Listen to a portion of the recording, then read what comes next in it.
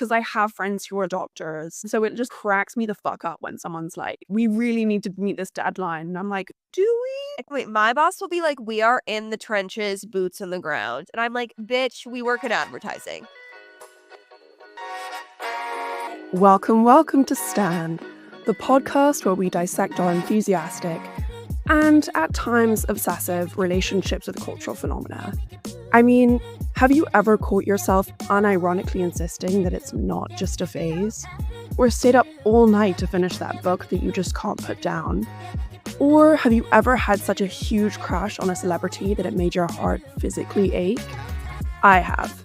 So join me as we figure out why certain things or people capture our attention and affection so well. I'm really happy that you're here.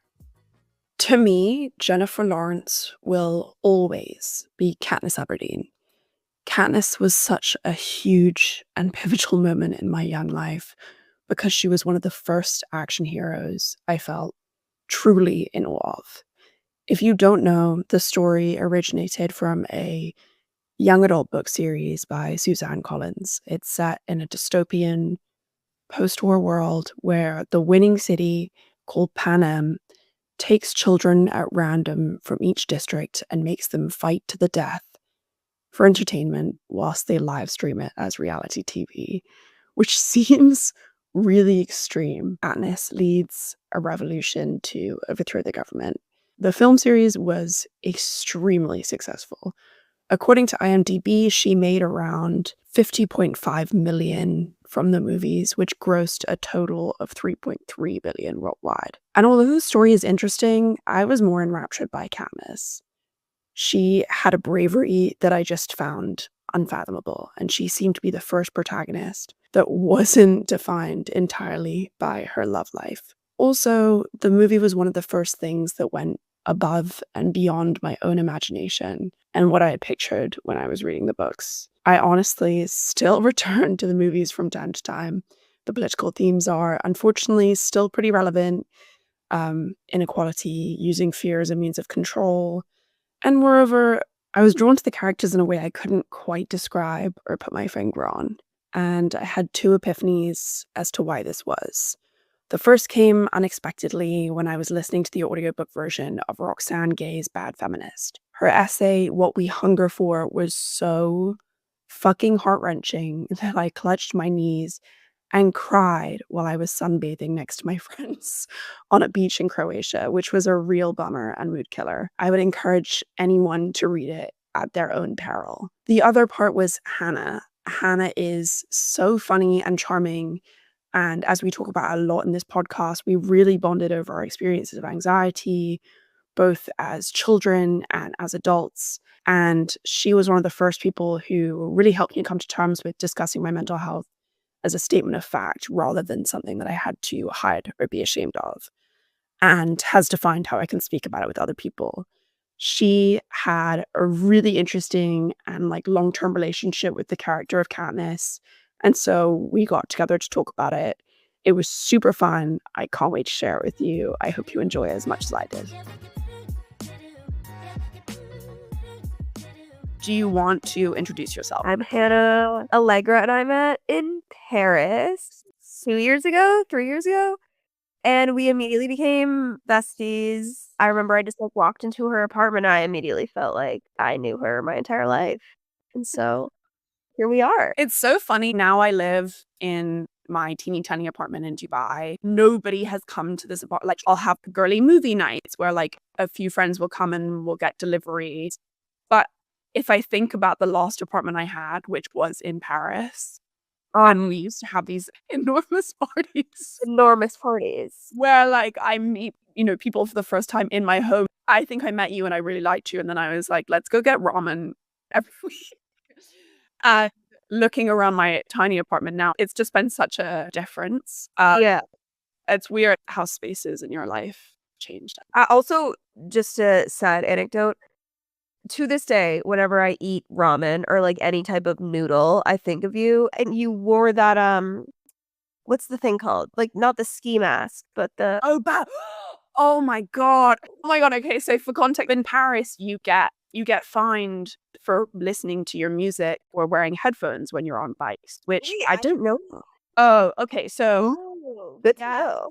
Okay, this is all, it all comes together because I used to bike to school every day and listen to, music, the news, whatever. Listen to something on my way there. The first semester of being in Paris, I had a boyfriend who was extremely unreliable and we would fight all the time. And I was also falling behind in my Italian class. And I was going to an exam and I had just had like a huge fight with my boyfriend the night before. And I was wearing my headphones and I got stopped by the Seine by a policeman on a bike. And I was on my way to an exam that I thought I was going to fail. And I was just like, sir, I'm already late.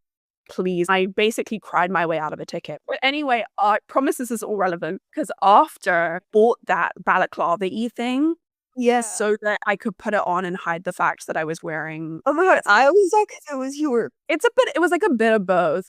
Then me and the boyfriend broke up. And I went back to Paris early to do this like intensive French thing.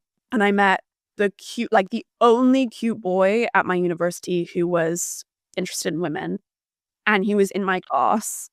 And he and I were like coming out of class together. We were talking, we were like flirting. It was the first time I'd ever been attracted to someone after my breakup.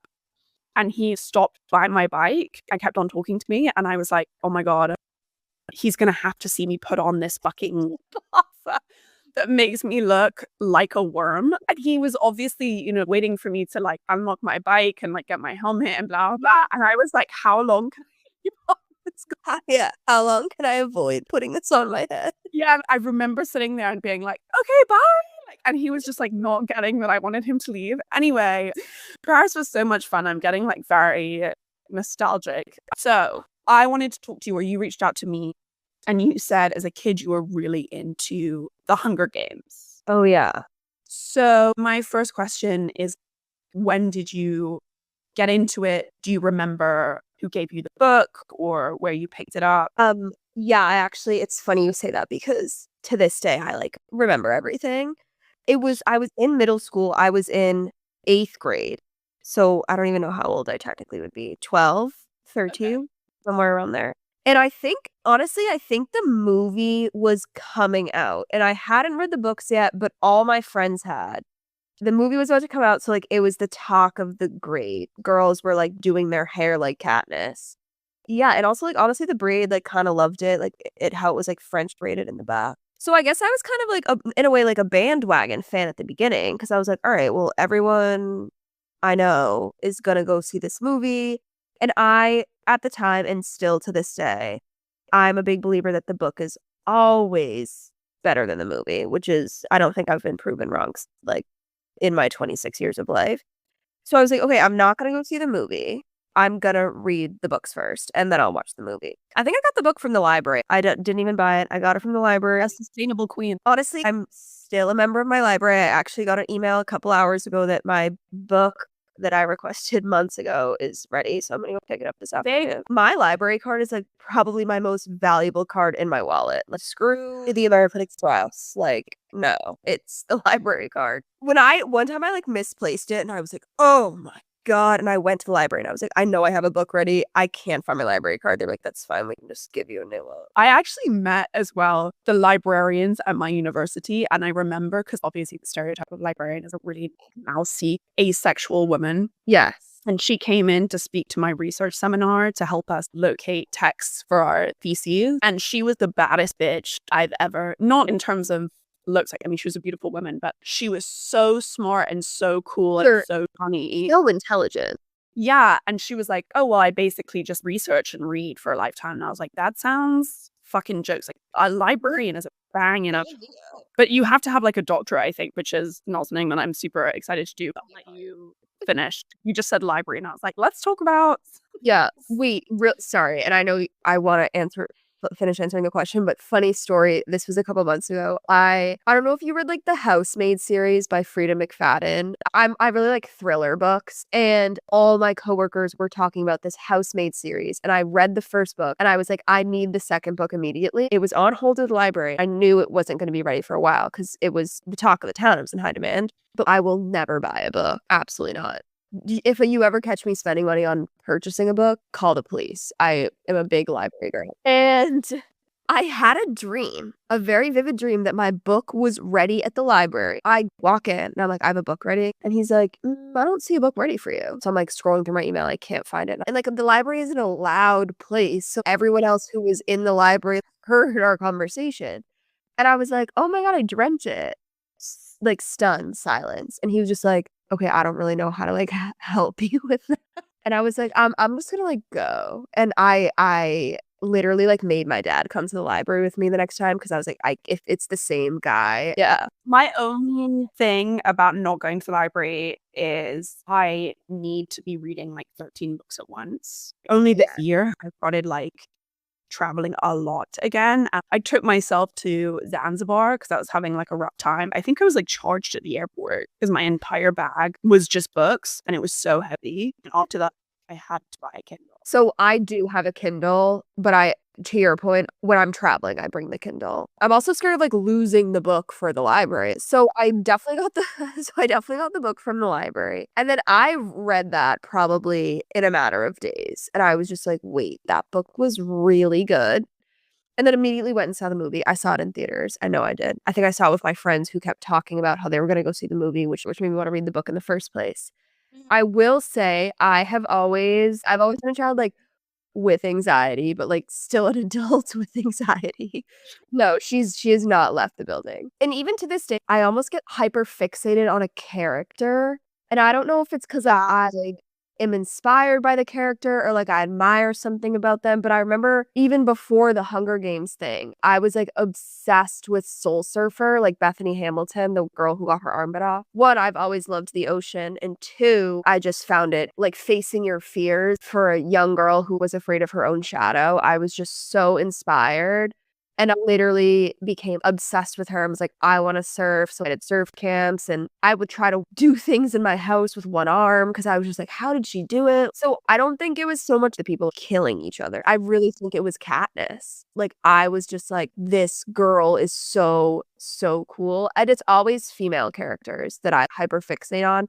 And I really think it comes down to one, inspiration, but also just, it's almost like I wished that I was like that because I was so anxious and like so afraid of my own shadow. I was like, wow, look at her. What you're saying is that you were mostly just drawn to brave female characters that inspired you. Yeah. Did it soothe your anxiety? It definitely provided a sense of distraction. At the time, when in elementary school, it was better in middle school. I couldn't go to school. I would like cry every single morning. I would make myself throw up. Like I didn't want to be away from my mom. Even in high school, like I couldn't even have sleepovers. I was so afraid of the world, which is so funny to say that now because then I like moved to Europe. Because you're like, I'm hiking in Peru right now. And my friends always say they're like, you did the biggest 180 from like who you were to who you are now. But I think it was almost like a sense of distraction. And I think it helped me in the sense. Maybe I didn't realize it at the time. But I remember this with the Hunger Games. Like, I wanted to go to school because I was like, oh, all my friends are talking about it. And at this point, the movie wasn't out yet for it. But like, we read Catching Fire. We read Mockingjay, the sequels.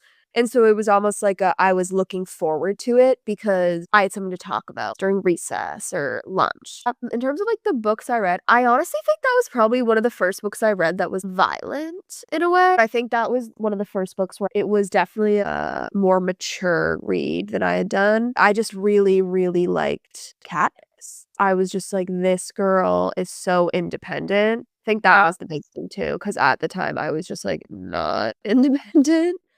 So, but what was the fear? Like just leaving your family or not having anything to say? Was it social anxiety?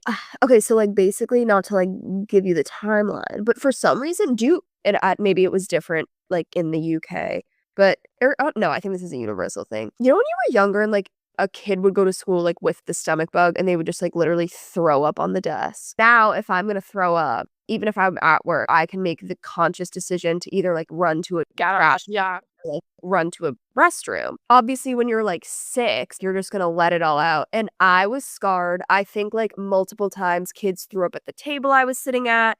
And I became a hypochondriac in a way where I was like, oh my God, they got the stomach bug. I'm gonna get the stomach bug. Now I'm gonna throw up on the desk in class.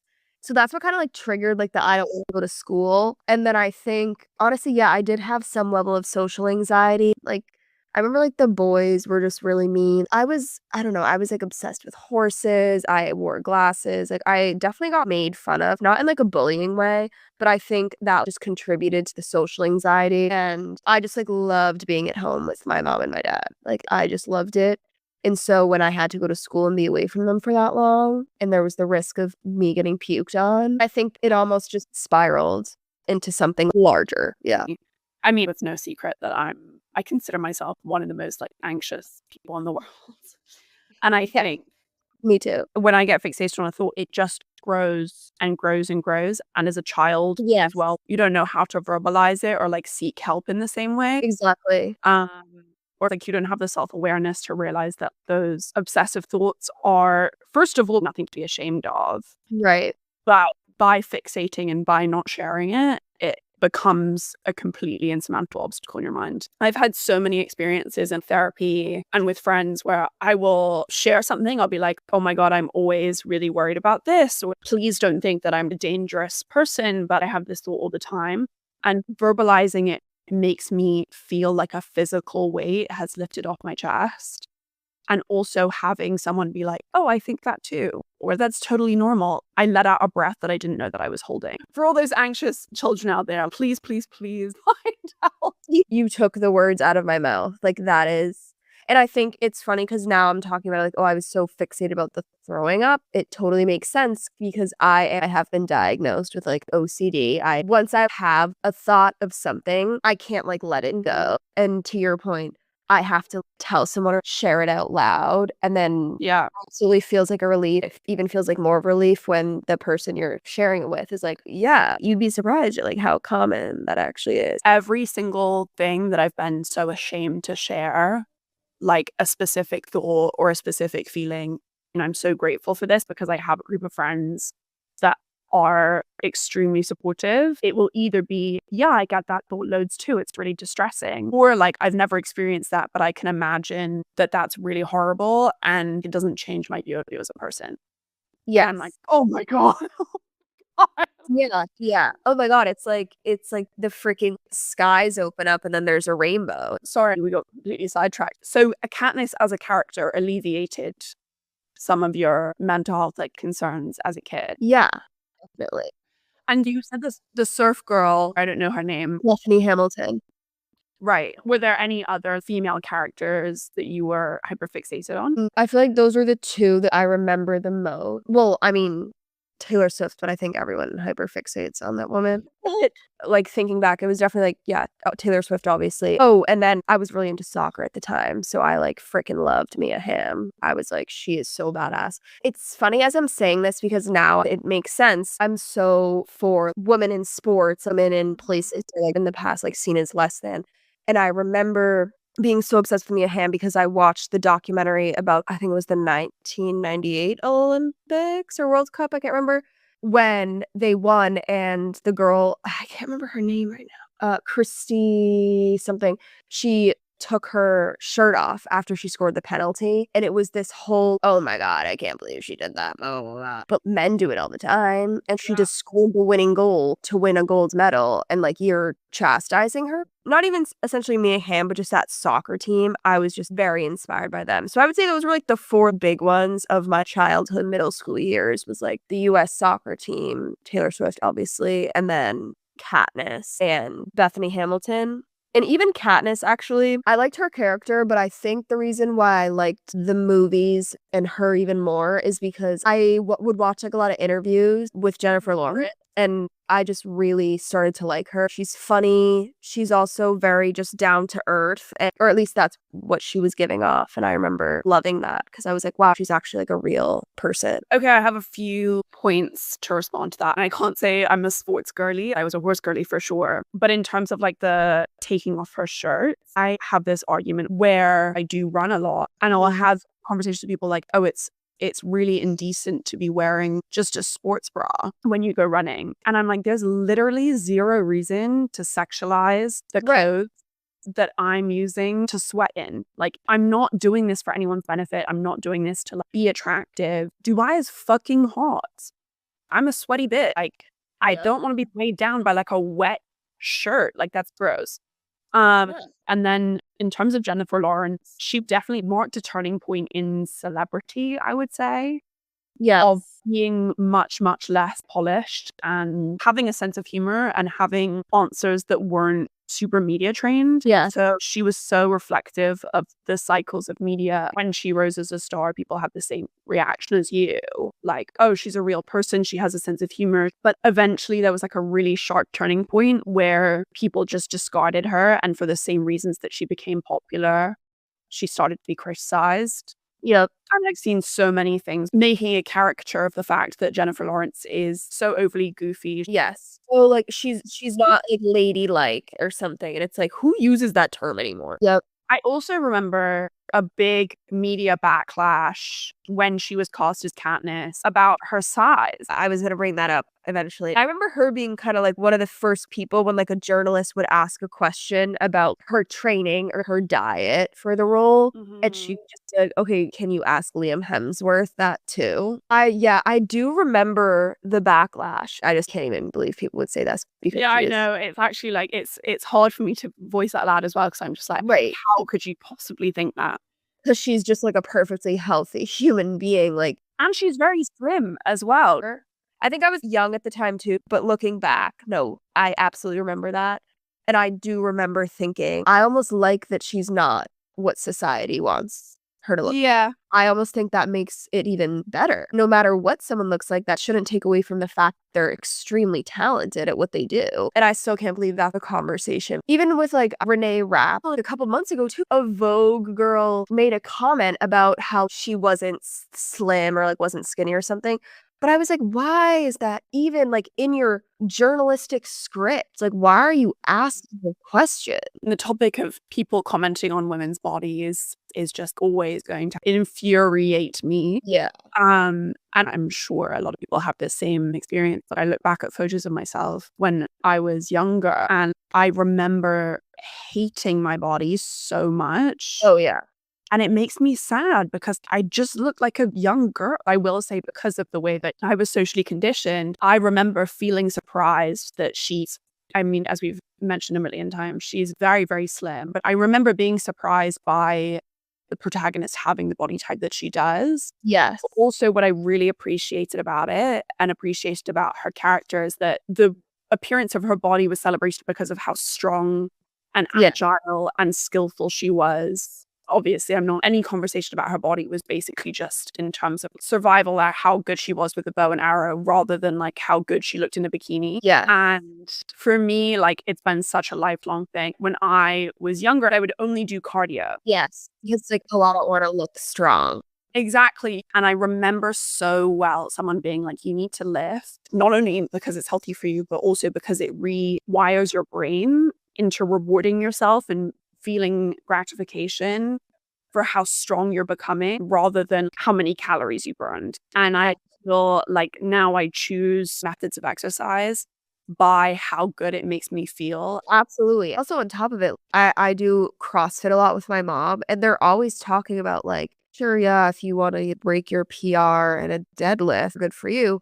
But the reason these exercises are so important is because eventually when you're like 80 years old, your body's going to start changing. You still want to have that strength to be able to like lift up a box or walk to your car. It's just like long-term benefits for your body. And I agree with you for the longest time. Like in college, I was like, oh my God, I'm never lifting a weight. Like I will go like for an hour on the treadmill. And when I played soccer, like I like would lift weights to be stronger. But I remember in college, I was just like, oh my God, I can't have biceps. Oh my God, muscle tone, not for me. I think you brought up an interesting point too when you were saying how Jennifer Lawrence is like, yes, her body was being critiqued, but also it was like, oh shit, like look at all these things she can do. I think that's also why I was fixated on the Soul Surfer, Bethany Hamilton, because those movies, not once was it about how she looks in a sexy scene or something like that. I guess we're talking about finding women when we were younger. Mm-hmm. that were celebrated for their strength and athleticism and bravery rather than their attractiveness. Are there any other ways that your relationship to the text or to the story or to Katniss has changed over time and how it affects you now? Over time, I have just noticed that, like, looking back now, I'm like, wow, it actually all makes sense because, like, the person I am today and, like, the things I believe in and the things I value today, yeah, it made sense that I really liked that book and that character. It's funny because it's a fictional character, I guess, to go back to, like, Katniss versus Jennifer Lawrence. But even when there are times when if I'm just in, like, a really bad headspace and I need to, like, find that strength, sometimes and I did this when I was younger and I still do to this day, I'll think of, like, those characters. For example, Katniss was so strong. Her father passed away. She took care of her family. She did what she had to do, and she did it with a very positive attitude. Even this past spring, I, like, went through a really dark time of my life, just, like, constantly in my own head, beating myself up, getting further and further into the hole that you don't want to be in. And at the time, I, like, really was being obsessed with Caitlin Clark, the female basketball player. I found comfort in the sense of, you know what? She has probably felt this way. Katniss, if she was a real person, probably felt that way. I almost found comfort in that. And I don't know if that, like, fully answered the question, but I guess I still, to this day, when I was younger, would look to, like, whether it was characters or athletes, they've probably been through this before and they still put their head up and did it. I feel like that's, like, my, like, go-to mechanism of you can do it. It might look easy on the outside, but you know that it wasn't. I've got so many things to say back to that. The concept of it looking easy on the outside, but being really difficult on the inside, Yes, is very hard to understand if you're watching an athlete or a movie. But literature and the actual written text, even if you're a skillful actor, director, movie maker, without being super cheesy and breaking the fourth wall and being like, I feel like this, like, there's much more up to interpretation. Whereas reading it on the page and knowing their thought process, probably lends itself really well to that. And it's interesting because I had the opposite reaction to the Hunger Games, but I think it was equally positive insofar as I encountered the story when I was at a weirdly pivotal time in my life where I was kind of becoming aware of my own limitations. I was a really overly confident kid, very attention seeking. I think I had a feeling of invincibility, like, oh, I can do anything and be anything. And arrogance, that's the word I'm looking for. I had a lot of arrogance. And for me, encountering a character like Katniss, who, like, I'm the klutziest bitch of all time. I can barely sip a glass of water without spilling it down my front, let alone hunt a rabbit or whatever for my diet. Yeah. And so seeing that strength, I think for me was really humbling almost to be like, actually, you're not really the shit. It was really nice. Like, it was in a good way. And I think a lot of the reasons why I've made all the moves in my life and sort out specific experiences is because every single day I think I realize how insignificant, not insignificant in a bad way, but like insignificant my experience and my perception is. And I don't center myself in the way that I very narcissistically used to as a child. And I remember the iconic scene of Katniss being like, I volunteer. Yeah. And I was like, not a chance. Like, you think of yourself as a selfless person. You think of yourself as brave. It's really easy to attribute positive characteristics to yourself when you are that arrogant. And I remember coming up against that story and being like, I could never. Yeah. So it was equally healthy for me. Like, you needed a confidence boost and I needed to knock down a peg or two. Right. And I think that's what it did for me. What's interesting to me is that sounds like a really, really healthy engagement with the characters. You mentioned that your therapist at the time to stop engaging with them. So I'm just surprised that, considering it had such a positive effect on your life, you're motivated to, like, separate you from something that was constructive. I can, like, picture it too, because that was one of the sessions where my mom came in with me, because at this time I was, I don't know, 13, 14, and I was going to therapy for my anxiety. Just this session, like most of them, were about the, like, intrusive, obsessive thoughts that I have. And I can't remember exactly what we were talking about, but my mom was like, yeah, she just tends to, like, really fixate on things. And then the therapist was like, can you give me an example, like, outside of, like, the, like, obsessive thoughts that you have? And my mom was like, oh, like, for example, she was, like, obsessed with the Hunger Games. So I think her initial reaction was like, wait, that book and films are about, like, children, like, killing each other. And, like, I think once we, like, explained it more, like, no, I'm not obsessed with the plot line of the book. I'm more obsessed with the main character in it, Katniss. And I think she, like, understood it better, but it was almost like her eyes lit up when my mom said that. And she was like, whoa, whoa, whoa. And it's funny that she didn't make really the correlation that I made of, oh, it's because she was a strong, independent woman. I could, like, still picture her face of her be like, what do you mean you're obsessed with the Hunger Games? I think as well, if anyone has not been to therapy, everything is confidential, but the two red flags they look out for, escalate the situation, is are you going to hurt yourself or is someone else in danger? And then how did you feel about it afterward? Were you still comfortable being as involved with the Hunger Games as you were? I did have a moment of, oh, like, am I weird for being so obsessed with this type of thing?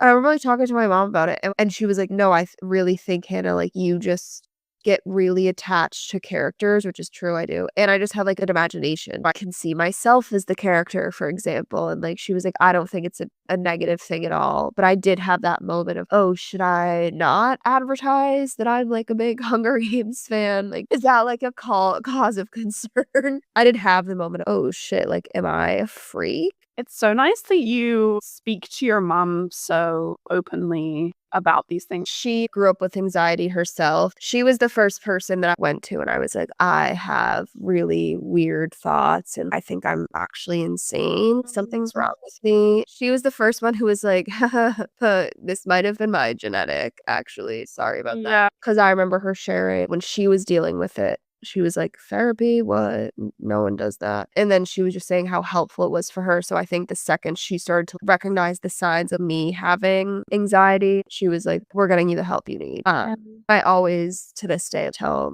my mom everything I'm feeling because she gets it. I know she'll never be like, what's wrong with you? Like you said, you have a support system. Like when you verbalize it, it's never oh, you have a problem. I mean, I'm lucky. My parents are very supportive, but I definitely don't share ins and outs of my treatment. Like I told her the other day I was switching medications, which I'm super excited about, but that's as like far as it will go. And I remember so vividly at the beginning of the year, a lot of my fixations and like anxieties are centered around my parents, my poor parents, who had very much on the receiving end of it. So God bless, shout out to my parents. I got really bad when I was sick earlier this year. When I got really sick is that I got obsessed with my parents insofar as I would literally follow them everywhere. Like everywhere they went, it was weird. They were like, I'm gonna go for like a walk down the block to get a coffee. And I was like, okay, I'll come. Like, don't worry about it. Like, I'll be right behind you. Like, you don't even have to talk to me. I just want to be near you. Yeah. And so I do feel supported, but I guess we're very English. We don't speak about the specifics. And then another thing that you said was like, I really imagined myself as the character. But when I was a kid, it was the same thing. Like I used to imagine myself as the characters that I was reading. And I would imagine myself inhabiting their world to the point where when I was reading, if there was a character who I really admired, I would read out their lines. Oh, yeah. Book. And pretend that I was them. I also really wanted to be an actress when I was younger. In terms of having a vivid imagination, one of the things that is interesting is when people feel so connected to a text, and you were saying, I always maintain that the books are better than sorry, my laundry machine is going crazy. For me, the movie Hunger Games, and I feel like a lot of people feel the same way, like was very similar, if not better, to what I imagined. Yeah. Did you feel like it was close enough to the books? To this day, still think that is like one of the absolute best movie adaptations. There was never a moment where I was like, I don't remember this happening in the book. Because in the books, obviously you see Katniss's, you read, you see, you feel her like internal struggle, whether it was with like the Gale and Peeta side of things or like, you know, her sister, her mom, or like Root. And then also just like her internal struggle with like Snow and the whole idea of like the capital and the districts. Obviously, there were scenes where she would literally say, this is how I am feeling. But I think they did a great job. And honestly, I think this is an attest to Jennifer Lawrence, just her facial expressions. You could feel the emotion and she didn't even have to say anything. And my best example of this is at the end of Catching Fire. I remember the book ends with how Elle's like, oh, there is no District 12. Like, we're going to District 13. And she doesn't say anything. It just like zooms in on her face. And at first she's like crying and like confused. But then she gets this look on her face where she's like, I am so pissed off. I'm about to like rip shit up. I'm done with you, President Snow. I'm done with this Capitol bullshit. It's all in within 10 seconds. Like, you should go watch the end of that movie. It's just, Yeah, I was about to say, I'm literally about to YouTube that as soon as I get off the phone. it gives me like the chills just because you see, just from her facial expression, my entire home is destroyed. PETA has been captured. And now there's this other place that I didn't even know exists. And all of a sudden she knows who's behind all of this. And you just see like the wrath in her face. And then it immediately ends. If someone didn't read the book, the end of that movie would make me be like, okay, they need to come out with the next one immediately. Yeah, I think that the casting was just extremely well done. Elizabeth Banks crushed it. She crushed it. What is his name? Woody Harrelson. There were some really, really, really fantastic Yeah. performances in there. You touched on two things that I wanted to move on to talk about. First of all, Gail and Peter. Yeah. Let's get into it. And then second of all, the political themes. Nothing against Liam Hemsworth. I just personally loved Peeta's character. I think Gale was great. I think he really cared about Katniss, but I was Team Peeta all the way. And then also the very end of the books, when Gale was the one who released the bombs that ended up killing Prim because of his own agenda of wanting to get rid of the people in the Capitol, that put a sour taste in my mouth. Gale always made Katniss feel guilty for doing what she had to do to survive, how she kind of played the lover with Peeta in order to get them both to win.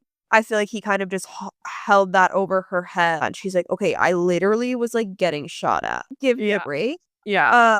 And so I didn't love that about him. I was just Team Peeta all the way. It's funny because I can even picture my homeroom in school when we would all be talking about it. Like, some girls were like, oh my God, I'm so Team Gale. And I feel like when we talked about it then, it was not as the actions of the characters that were like, oh my God, but like Liam. Yeah.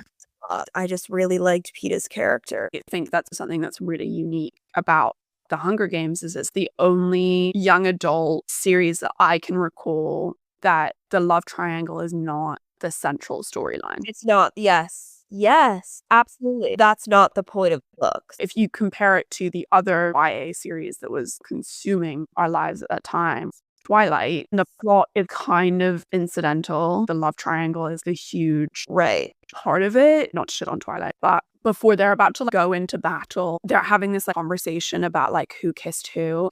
At the center of the Hunger Games story is the pursuit of political freedom, equality, and justice, rather than which boy is the hottest.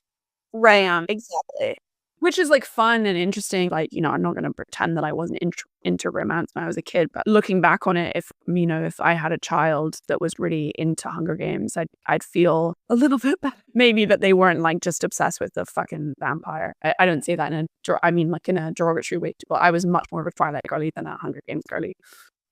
Speaking of, how did you engage, if at all, about the very overtly political themes in the book? It's funny you say that because I actually remember reading the series and being like, wow, that was really interesting. And I remember my mom read them too. And we talked about it together.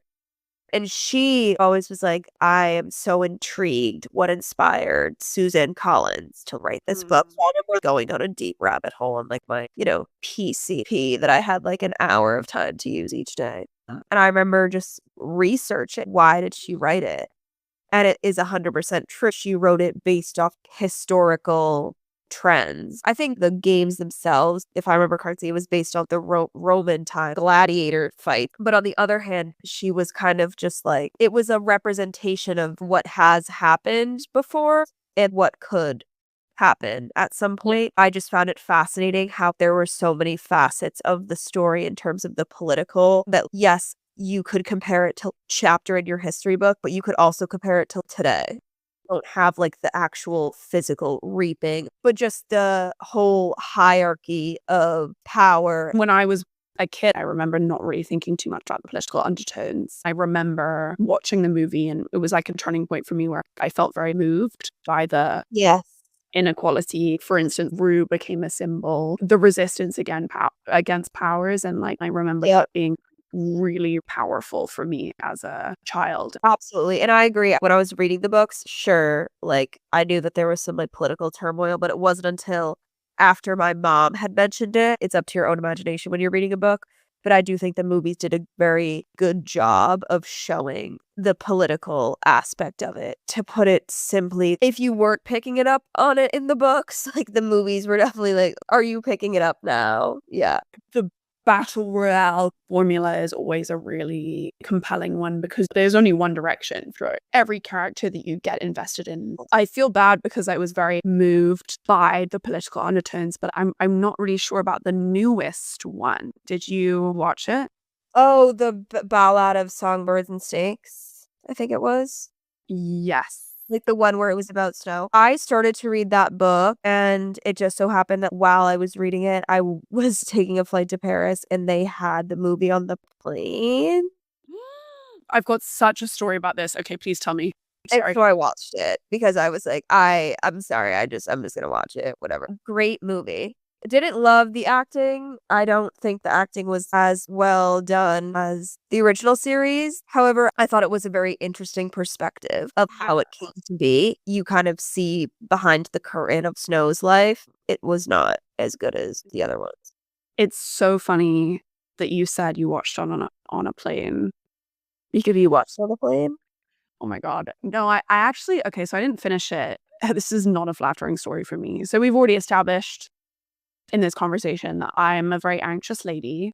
Yes. And for Eid this year, I was in the Philippines. I promise this is relevant. We were going on a 5-day boat ride where we were island hopping and we were camping on the beaches of each island. Yes, I remember seeing the picture. I could not recommend it enough. It was the most beautiful. If you have the opportunity to go, I would, 100% recommend it.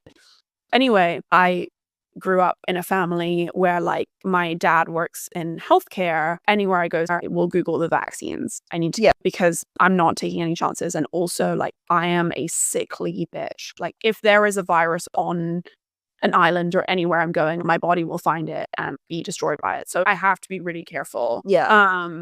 Anyway, I got all the vaccines before I left. And I was telling everybody in my group, I think there were like 10, 15 of us, guys, you should get these vaccines. Like, this looks really serious. Everyone was like, oh, but they're not mandatory. And I was like, are you kidding? So it was really front of mind. I promise this is relevant. Like, I swear. In the Philippines is they have a lot of puppies and dogs, like stray animals. On every island, all of the people that I was with, they were terrified of these dogs. And I, being the idiot that I am, was playing with them the entire time because they're these tiny puppies and they're running around. In Peru, it was the same thing where I was like, oh my God. And the tour guide was like, do not. Don't. If anyone is listening, do not fucking touch the dog. Don't do it. I, against my better judgment, did that. And then everyone else flew back a day earlier and I stayed behind in Manila so that I could just like hang out, see Manila. Really fun city. Very cool. And I started to feel really sick. So I was texting one of the guys on the trip. It was those dogs. And in my mind, I'm like, I have rabies. I have rabies. Right. I have rabies. And I was like checking my whole body. Of course, I find a cut on my arm. These puppies, they nip. You know how puppies are. Yeah. And so I was like, oh my God, as we've already mentioned in this, if you fixate on an anxious thought, you have rabies. Oh, yeah. So I was like, okay, so what do I do? So I Googled, never Google like anything that you think you have. Like, I swear to God, I want to go back in time and slap myself in the face because I knew what it was going to tell me. And basically every single thing I read was like, you have 42 hours to live. There is no cure. The only thing that you can do is try and make the patient as comfortable as possible and like comfort them from the delusions that they're suffering. Guys, rabies is a gnarly ass disease. Okay. If you haven't got your rabies shot, get it right now. Like, do it. Yeah. I even had my rabies shot, but basically the rabies shot doesn't make you immune. If you get bitten by a stray animal or something that you think has rabies, it gives you a 72-hour window to get a post-rabies vaccination. Oh. Yeah, otherwise you're a goner. So I was like, oh my God, I could have gotten this days ago. I have no idea when I got this. I have rabies. So I call my dad. I'm on the phone as well. Like, there's a whole other backstory. I'm on the phone to the Department of Health in Dubai being like, oh my God, can you meet me when I land so we can go straight to hospital? Can you call my parents? Like, Anyway, I was such an idiot. Then I called my dad and I was like, I'm really sorry to tell you this. I have rabies and I'm going to die in the next like 24 hours. And he was like, okay. Like, all right. Well, and as well, my poor father has been, on the receiving end of this for many, many years. Literally, you are like preaching to the choir. I am the exact same way. I will like call my dad and I'm like, so I am having heart palpitations, so I'm likely going into cardiac arrest. So just wanted to let you know that it was really, really nice having you. Yeah, exactly. It's been fun. Thank you so much. What I'm so annoyed by is that when I am actually sick, I'm so in denial about it. But when I'm totally fine, I'm like, oh, I'm done. Right. So when I'm sick, I have a cold, and I'm like, you should have the funeral home on standby. Like, this is the end. I'm so dramatic. Oh no, I'm literally opposite. I've unfortunately had a few serious periods of illness. It's really not fun for anyone who's had to experience this, but you have to take someone else to a doctor's appointment because they're worried that you're not going to like take in all the information. So I had to take, my mom or whatever. And I'll be describing my symptoms. And I'll be like, it wasn't that bad. It was like XYZ. And they're like, oh my God. Yeah. And I'll be like, oh yeah, my temperature was like around like 40, which is like you're on your deathbed. And yeah, I have no awareness of it. Once I got really sick, I was kind of in denial. I thought it was like a cold. And my sister, when I came back from the doctor and I got my diagnosis and whatever, she was like, you were literally gray for like 3 days. Like your skin was gray. And I was like, okay, well, I didn't see that because I'm deluded. So yeah. Anyway, this trip to the Philippines, I was crying on the phone to my dad being like, okay, so I'm going to die. And he was like, I swear to God, Allegra, just get on the plane, like go to sleep. You're anxious. You're far away from home. If you still feel horrible tomorrow, like, maybe go to the doctor. Yeah. And at this point, are you flying back to Dubai? I'm flying back to Dubai from the Philippines. So I was like, maybe I should just check myself into hospital. And he was like, get on the plane, you dumb bitch. So I get on the plane. I'm trying to calm myself down. I see Hunger Games and I'm like, okay, I'll distract myself with a movie. I see Hunter Schafer's face and I'm like, oh, she's a great actress. Love her. Yeah.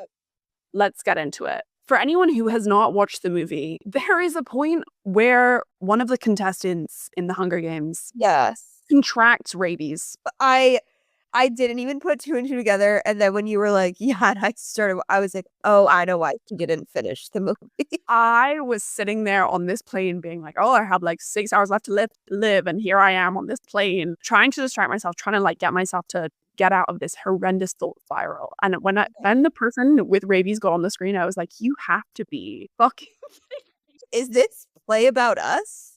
It's about me. I was like, it wasn't even like, I can see the humor in it now. But at the time I was like, yeah, at the time it was probably like, oh my God, I would have made them like land the plane. Like I would have been like yanking at a touchdown. No, I had called the Dubai Department of Health and been like, I have rabies. I'm flying back to Dubai. I would like someone to meet me at the airport so that we can go straight to hospital. So if anybody is out there with, these kinds of things, I feel you, sis. This is why when I called my dad, I was like, okay, goodbye. He was like, just get out of the plane. Did you get sick? Like what happened? I was sick, not that, like actually speaking of getting things off your chest and verbalizing these thoughts and having people respond to them is probably one of the most therapeutic things that you can do. Yeah. But when I say like my dad told me to get on the plane, like I'm being facetious. He was very calm and sweet. And like he was like, I swear to God, Allegra, get on the plane. Like I'm telling you right now, this is the thing that you need to do. But when you're in that state, you just need someone to tell you what to do because you're in indecision. So I was like, okay, great. Like someone else is taking the wheel. Anyway, I went straight to the pharmacy in the airport and I went up to these guys and I was like, this is going to sound crazy, have rabies. And they were like, okay. So they gave me a thermometer and they were like, go home, sleep. And if you need to like see a doctor, but like, I really don't think you have rabies. Same thing happened. I went to work the next day and I spoke to the ladies at the front desk. They were the ones who were like, you should go and see a doctor. So I went to go and see my doctor in Dubai that I actually, because of this experience, I really, really like him. And he's now my like primary care provider. But I told him, I went and I was like, look, I have obsessive thoughts. I've been having this obsessive thought that I have rabies and I'm going to die. this is the cut on my hand. He responded in the best possible way and was so wonderful that's why I keep on going back. He was basically just like, look, I think by looking at you and like how you're acting, I don't think it's rabies. But he never made me feel stupid for it. Right. I don't think it's rabies, but like it's totally understandable you will be scared. What we're going to do is we're going to take a blood test to see whether you have any sort of infection, because they can't do rabies tests in like, your local pediatrician. Yeah. And he was like, and if we see there's an infection, we'll send it to the infectious disease specialist at the government hospital, and I'll give you a call and tell you to go there. And by then they'll already have all the information about your tests and stuff. Yeah. You like go home, sleep. You're probably just anxious and like tired and feeling weird. Anyway, so I was sick, but I didn't have rabies. Actually, funnily enough, of course, I went to get my follow-up vaccine the next day just in case. And I remember being at the government hospital in Dubai, and on my way back, that's when the floods started. And fun fact, the floods were where the mosquitoes bred. Whoa. And that's how I got dengue. Wow. It's all connected. I still can't believe you had that. I also I didn't want to say it earlier, but when you were talking about how I feel like when I'm sick, I'm pretty chill about it. I also feel like when you told me you had it, you were talking about something else and you were like, yeah, I had dengue. And then you just kept going on. And I was like, whoa, can we go back to that really quickly? When I was in Peru, all the news was dengue fever. And I was like, okay, so I'm going to get bit by a mosquito and die. That's going to be the end of the end of my life. And sure enough, I didn't get it, but I did get a stomach infection. And it's just, it's never the thing that you think it's going to be. It's never rabies. It's always dengue. And this is helpful for some people who have anxiety. Here I am pontificating about, what is helpful and what's not. If any of my advice is helpful to you, take it. And if not, I'm not a therapist. I'm not qualified. And I can tell this is not helpful for everyone because I've told other people this and they're like, that doesn't help. Is the things that you worry about and the things that you fixate on are so unlikely to be the case. And something you actually should worry about, it's just going to blindside you on a, I think that's in Sunscreen, the song, it's going to blindside you on a random Tuesday. You're never going to know. And for me, but you're going to get through it. Even if the thing that you're not worrying about happens, it's still going to be okay. Yeah. And for me, that's a very liberating thought. Me too. No, I completely agree. For other people, that's not helpful. I'm the same as you, where when I'm hyperfixating someone on something, and my therapist taught me this technique, and again, I'm not a therapist, but sharing with others in case you ever want to adopt it. Literally set a timer, talk through the thought for 15 minutes, but then that's it. You gave it the 15 minutes. Mm-hmm. It had its moment. It's had its time. It's likely not going to happen. You're going to probably laugh about this in 3 weeks. Mm-hmm. But let's entertain it for 15 minutes. And once the 15 minutes is over, okay, done. Now you move on with your life. You saying that is so accurate, because I feel there's so many things that I literally freak out about, and then nothing happens. Yeah, I agree. But dengue, because I know it's coming up a lot even in Europe. It's not a fun disease, I will say, but it is something that you can recover from if you get the right attention. So if you feel like you have it, go and ask a doctor to get tested. And also, I was seriously ill. So don't do it if you got a little tickle in your throat. But also keep in mind that people very, very, very, very infrequently die of it. And it's only if they don't get medical attention. But yeah, it's not a fun disease. On that note, so my last question that I ask everybody, who is your current celebrity crush? Oh. Hold on, I need to think about this. What I love is every single person, when it comes to celebrity crush, they're oh, let me really let me find the words for this one. Okay. Wait, hold on, I need to think. So, who have I been crushing? Honestly? Mm. Do you know who Benson Boone is? Oh, the singer? The one who's these beautiful things that I've got. Yeah. So I wouldn't say I made the mistake, but I did, go to his TikTok profile, watch a few videos, talk about it in my chats with my friends. Mm-hmm. And obviously my iPhone's listening to me, so it started to feed me Benson Boone content. Yeah, he's pretty good looking. Certified hottie. Yeah, and I just love his voice. I really think his voice is just so unique. In terms of singing or in terms of speaking? Singing. Actually, now that you say that, I don't even think I've heard him talk. I think I've only watched videos of him. I literally think I've only heard, no, I've never heard him speak. But if it's like his singing voice, then I'm sure it's perfect. It's interesting because I don't love a mustache look. I almost find it repulsive, but he did it well. I really think he does it well. Thanks so much for joining us. Please give us a good rating if you're able, and if you hated it, then you literally don't have to listen ever again. With special thanks to my interviewee and everyone else who made this possible, including the friends that gave me the deluded confidence and equipment to record these episodes. Everything stated in these episodes are solely opinions and should not at all be taken as fact. Bye!